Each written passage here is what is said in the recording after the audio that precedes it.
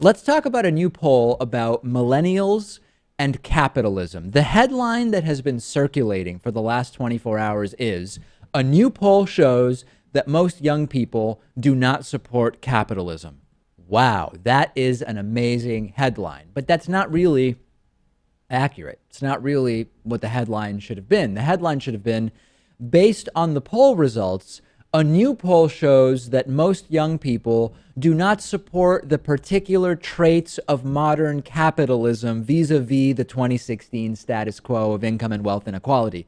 It's kind of a long headline. It's far more accurate than the headline that has been circulating, but maybe not as palatable to online editors. Harvard University polled young adults between 18 and 29 years of age. And the survey found that 51% of respondents, quote, do not support capitalism. But how is all of this defined? Capitalism can mean different things to different people. In the survey, young people say they reject the unregulated, total free market ideas, crony capitalism, and the failings of totally open and free markets. Much of capitalism is really crony capitalism, and that really is what the survey tells us. So let's take a look at just a couple of the responses. We'll look at some questions about how the economy should be organized, and you'll quickly see that these numbers don't necessarily suggest an overwhelming opposition to capitalism broadly. It's opposition to some very specific things. 27% of respondents say that the government should play a large role in regulating the economy. The other 73% were mixed about what the government's role should be in regulating the economy. Okay, that's pretty wide. That's a pretty wide spread of opinion. 30% say government should play a large role in reducing income inequality. 26% say that government spending is an effective way to increase economic growth. So as you can see, although the headline is most young people reject capitalism, these numbers don't really correlate with some of the more popular ways people will go against capitalism today. It's way overly simplistic and misleading to say, hey, young people just are rejecting capitalism.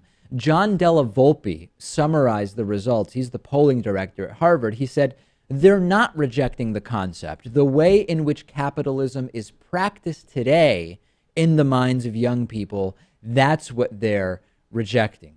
We know about the individual problems with modern capitalism. Huge income and wealth inequality isn't good for the economy. It's not good. It's good for very few people.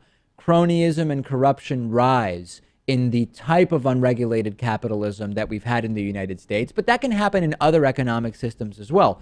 The real tragedy, Lewis, is we've allowed people involved in the corruption and the cronyism to claim that what they're doing is capitalism, right? They defend their actions by saying, we support capitalism, but they're ignoring a lot of the actual tenets of capitalism, including actual competition in markets. Look at what's happening with Tesla and car dealer lobbies doing everything they can to keep them out of many states. It's important to remember that capitalism can be different from totally open markets. Capitalism is an ownership structure. Socialism is an ownership structure. Communism is an ownership structure, among being having other definitions as well. Market economics can be part of capitalism, but it can be part of socialism as well. You can have a market-based economy and socialism as the ownership structure at individual companies or at broader levels. We can have a strong economy with privately owned businesses. Plus, we can have democratic socialist policies to fill in the gaps. This is a lot of what Bernie Sanders is talking about. So the poll is interesting, but the headlines have been hugely misleading. It seems that some of the questions not axed, no